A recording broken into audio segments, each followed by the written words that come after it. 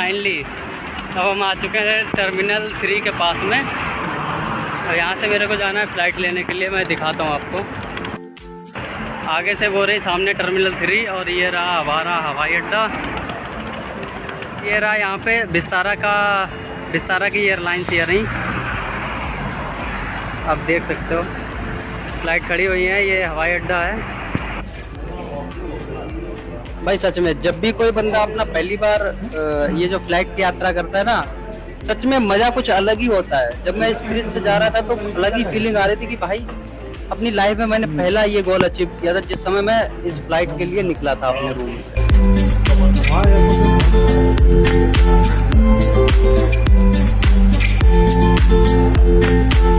भाई वहाँ से जो अलग ही मेरे अंदर फीलिंग्स आई थी कि यार आज मैं भी कुछ अलग ही करने जा रहा हूँ।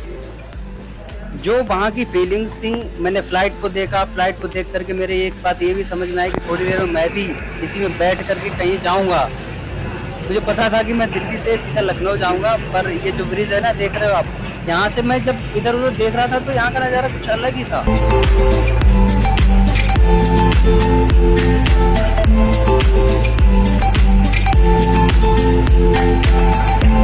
तो धीरे धीरे जब मैं फ्लाइट से गेट तक पहुंचा, वहाँ से मैंने देखा कि सभी यात्री जो है जा रहे हैं अंदर के लिए।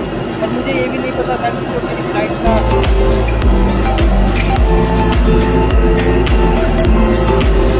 जब मैंने यहाँ से एंट्री की तो सबसे पहले मेरी मुलाकात हुई गोल एयर होस्टेस, जो कि सच में काफ़ी खूबसूरत हुई।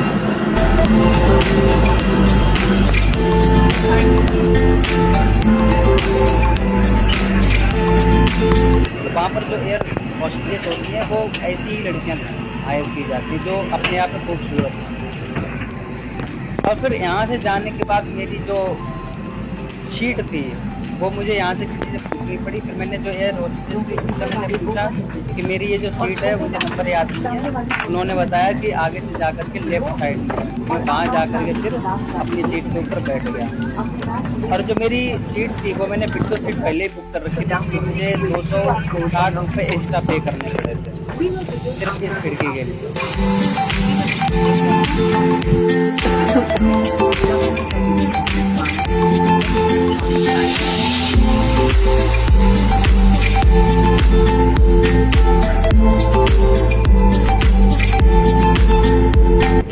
सच में अगर मैं आपको सच का एक्सपीरियंस बताऊं तो मैंने कभी आसमानी झूला तो नहीं झूला था, पर वैसे कुछ एक्सपीरियंस था जब यहाँ से फ्लाइट ने अपनी पूरी औकात दिखा दी ना। जब ये बहुत तेज से दौड़ी पहले रनवे पर, फिर उसके बाद इसने जो उड़ान भरी, सच में मैं वहाँ से डर गया था। बहुत ज़्यादा मुझे डर लग रहा था कि यार,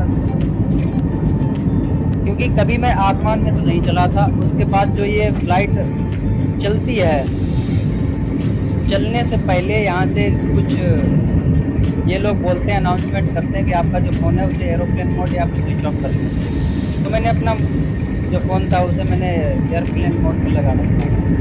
तो फिर फ्लाइट धीरे धीरे चलना शुरू हुई। फिर ये दौड़ी रनवे पर, इसकी स्पीड जो थी वो लगभग 200 से 250 से ऊपर हो गई थी। फिर उसके बाद इसने जो उड़ान भरी है भाई, यहाँ से मुझे डर लगना शुरू हुआ था। और डर लगते लगते जब ये फ्लाइट आसमान में पहुंची थी, वहाँ से जब मैं नीचे देख रहा था, मुझे डर तो बहुत ज़्यादा लग रहा था, पर फिर भी मैंने अपना कैमरा ऑन रखा। मैंने कहा पूरा का पूरा नज़ारा रिकॉर्ड करना है, पता नहीं अगली बार मैं फ्लाइट में कब यात्रा करूँ कब ना करूँ। तो ये जो फ्लाइट जब लेफ्ट राइट इधर से मुड़ रही थी तब मुझे बहुत ज़्यादा डर लग रहा था।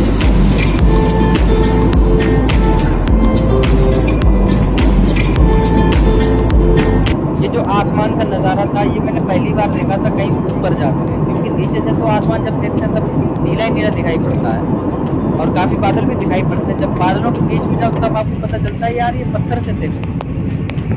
जब धीरे धीरे देखते देखते हम थोड़ी देर में पहुंच गए यहाँ पे अपने लखनऊ के पास में। फिर मुझे दिखाई इकाना स्टेडियम, और इकाना की तो फ़ोटो बनती थी ताकि यहाँ की जो मशहूर चीज़ है वो तो इकाना ही है। और फाइनली ये मुझे ऊपर से दिख गया। फिर मैंने इसको जूम आउट किया। थोड़ी देर बाद हमने लैंडिंग कर दी।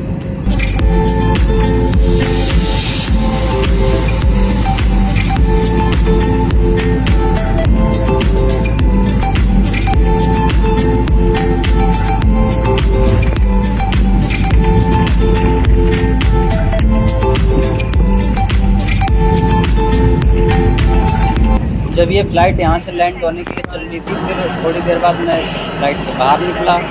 बाहर निकलने के बाद यहाँ से जो धूप लगी थी ना, बहुत ही ज़्यादा ऐसा लग रहा था कि कोई तमाशा मार रहा मुँह पे।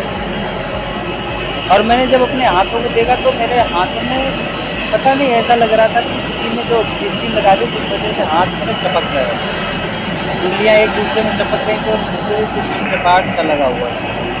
तो धूप बहुत तेज़ थी। उसके बाद आई हमारी इंडिगो बस, और इंडिगो बस में हम चढ़ने के बाद उन्होंने एयरपोर्ट के अंदर आकर छोड़ दिया।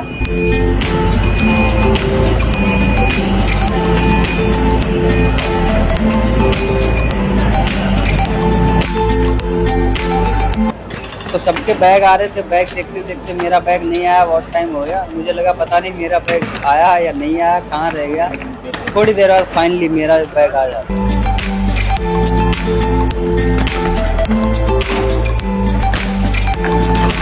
यहाँ से अब तक तो मुझे नहीं दिखा था, पर फिलहाल ये मेरा बैग आया रेड कलर वाला। मैंने अपना बैग उठाया और फिर हम एयरपोर्ट से जब बाहर निकले तो काफ़ी ज़्यादा लोग मिले थे जहाँ पर मेरी मुलाकात हुई थी। काफ़ी अच्छे अच्छे लोग मिले थे जिन लोगों ने कई बार फ्लाइट की जो यात्रा कर रखी थी, तो मैंने भी उन लोगों से बात की और काफ़ी अच्छा लगा। काफ़ी एक्सपीरियंस। लखनऊ का एयरपोर्ट है।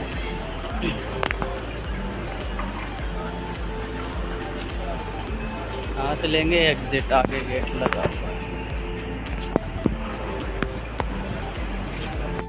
हाय गाइस, फाइनली इस समय हम लखनऊ में हैं और फ्लाइट की जो टाइमिंग थी वो सिर्फ और सिर्फ 1 घंटे की थी। 1 घंटे पहले मैं दिल्ली में था और इस समय मैं आ गया हूँ लखनऊ में।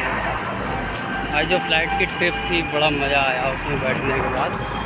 ब्लॉग डालूँगा मैं बहुत जल्दी, छोटा सा ही बनाया। उन्होंने वीडियो के लिए परमिशन नहीं दी हुई थी, इसलिए मैं शूट नहीं कर पाया। Thank you so much, thanks for watching.